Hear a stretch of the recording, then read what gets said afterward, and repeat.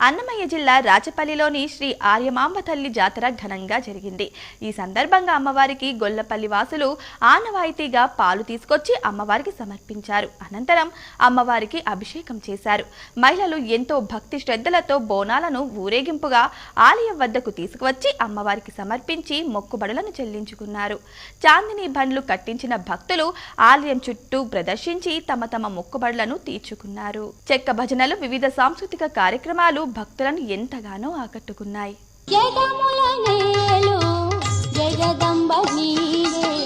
కరుణించి మమ్ము కాపాడు తల్లి, జగముల నేలు జగదంబ నీవే, కరుణించి మమ్ము కాపాడు తల్లి.